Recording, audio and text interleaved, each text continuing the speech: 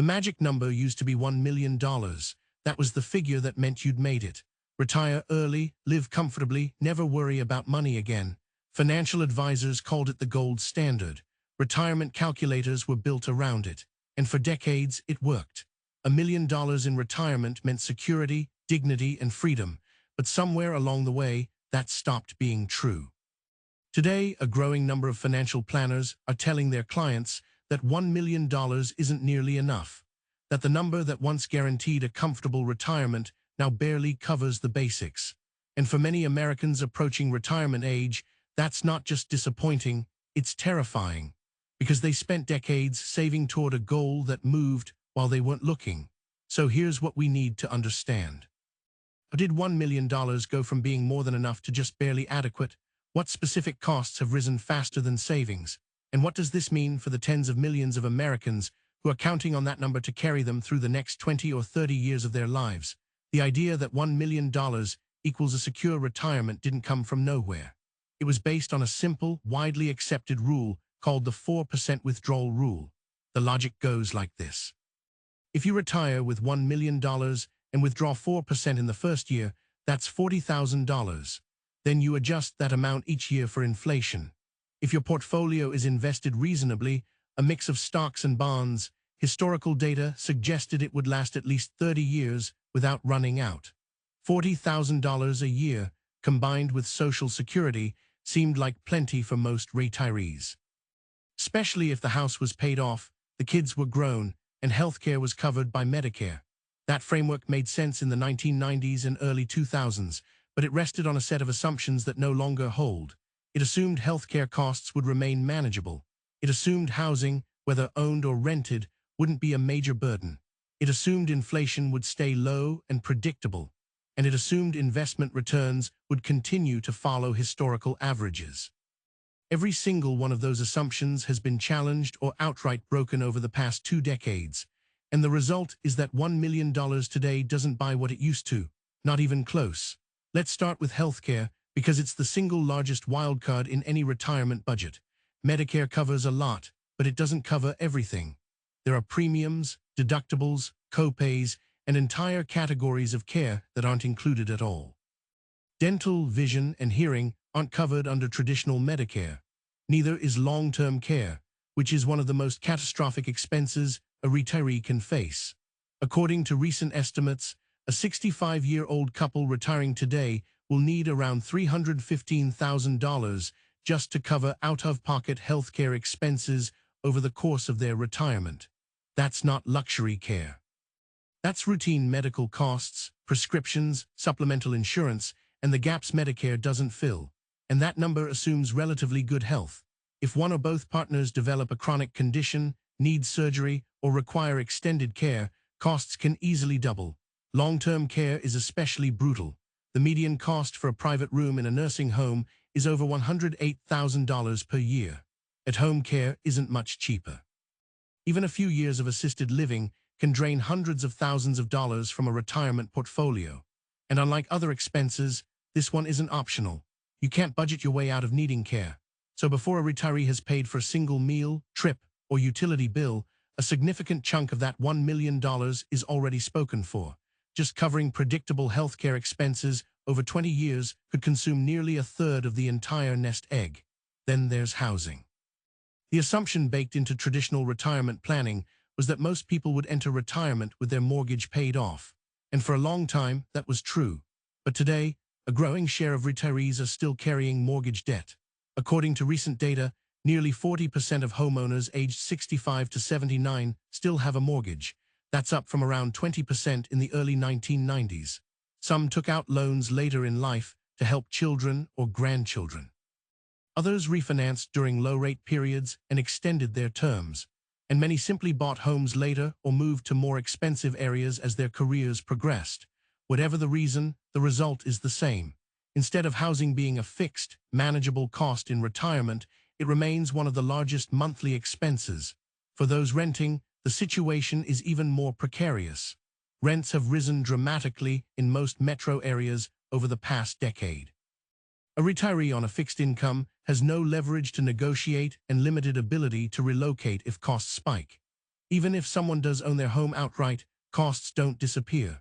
Property taxes continue, and in many states, they've been rising faster than inflation. Homeowners' insurance has surged, particularly in states vulnerable to climate-related disasters like wildfires, hurricanes, and flooding.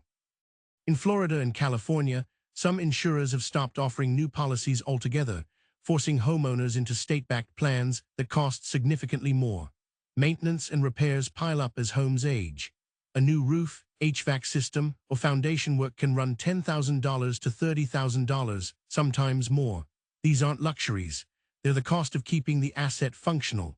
So even without a mortgage, housing remains expensive. And when you're living on a fixed withdrawal rate from a portfolio that needs to last decades, every unexpected $15,000 expense is a problem. Now let's talk about inflation, because this is where the 4% rule starts to fall apart in practice. The rule was built on historical averages. It assumed inflation would hover around 2% to 3% per year, consistent and predictable. But inflation hasn't been predictable. Between 2021 and 2023, the U.S. experienced its highest sustained inflation in over 40 years. Prices for food, energy, and services shot up. And while inflation has since cooled, prices didn't come back down. They just stopped rising as fast. For retirees, inflation is especially dangerous because it's cumulative. A 3% annual increase might not sound like much, but over 20 years, it nearly doubles the cost of living. That $40,000 you withdrew in year 1 needs to be over $72,000 in year 20 just to maintain the same purchasing power. And if inflation spikes unexpectedly, as it did recently, the math gets worse fast. Retirees can't go back to work to make up the difference. They can't easily increase income. They're locked into whatever the portfolio can sustainably provide. And if withdrawals have to rise faster than planned to keep up with costs, the risk of running out of money increases sharply. Then there's the question of investment returns. The 4% rule assumed a balanced portfolio would generate average annual returns of around 7% to 8% before inflation. Historically, that was reasonable, but future returns are far from guaranteed. Interest rates were near zero for over a decade following the 2008 financial crisis. Bonds, traditionally the safe, income-generating part of a retirement portfolio, yielded almost nothing. Retirees were forced into riskier assets just to generate returns, which exposed them to more volatility. Stock market performance has been strong in recent years, but it's been uneven and punctuated by sharp downturns, and timing matters enormously in retirement. If someone retires right before a major market correction and starts withdrawing money while their portfolio is down, the damage can be permanent. It's called sequence of returns risk. Two retirees with identical portfolios and identical withdrawal rates can end up in completely different places depending on when they retire and what the market does in those first few years. A bad sequence early on can drain the portfolio faster than it can recover. And unlike younger investors, retirees don't have time to wait it out. So the assumption that markets will deliver consistent, reliable returns is optimistic at best. And when you're depending on those returns to fund 25 or 30 years of life, optimism isn't a strategy. Now, all of this assumes the retiree is living a modest lifestyle. No extravagant vacations, no financial support for adult children, no unexpected crises, but life doesn't work that way. Adult children increasingly need help with down payments, student loans, or childcare costs. Grandchildren need support. Aging parents may require financial assistance, and retirees themselves want to live. They want to travel, pursue hobbies, enjoy the years they worked so hard to reach. None of that is unreasonable, but it all costs money. And when the baseline expenses, healthcare, housing, inflation, have already consumed most of the budget, there's very little room left for actual life.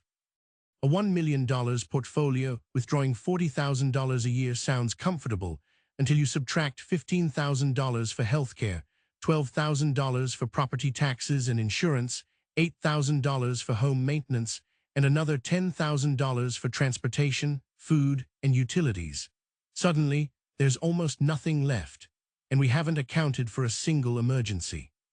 A car breaking down, a medical procedure not covered by insurance, a family member in crisis.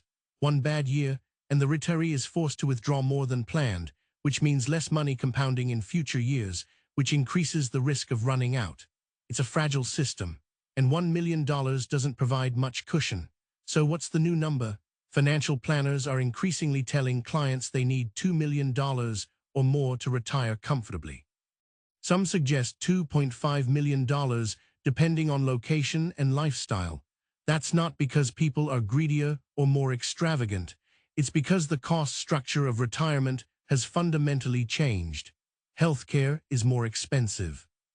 Housing is more expensive. Inflation is less predictable. Investment returns are less reliable. And life expectancy has increased, meaning retirement savings need to last longer than ever before. A 65-year-old today has a reasonable chance of living into their mid-80s or beyond. That's 20 to 25 years of expenses, possibly more.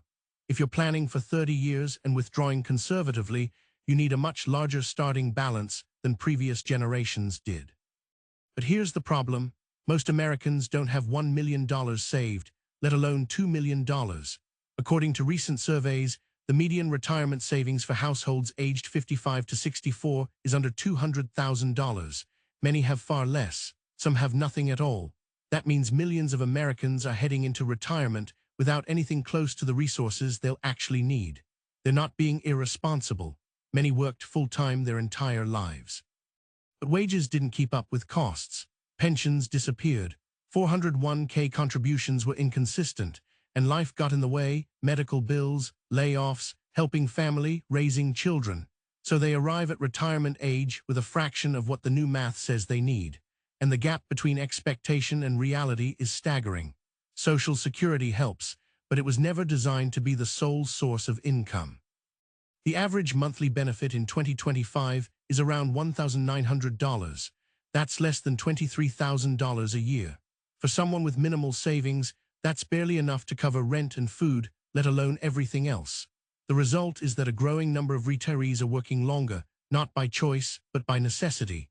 They take part-time jobs, delay claiming Social Security, and cut back on everything they can.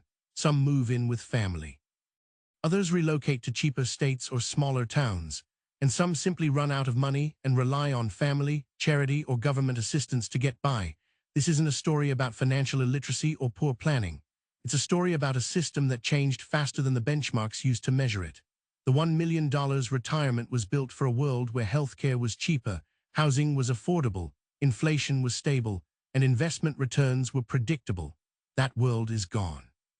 And the number that once meant security now means uncertainty. The expectations haven't shifted because people want more. They've shifted because the cost of a stable, dignified retirement has risen far beyond what traditional planning models assumed. And unless something changes, either through policy, market conditions, or a fundamental rethinking of how retirement is structured, the gap between what people have saved and what they actually need is only going to grow wider. I appreciate you being here for this episode of Northville Institute.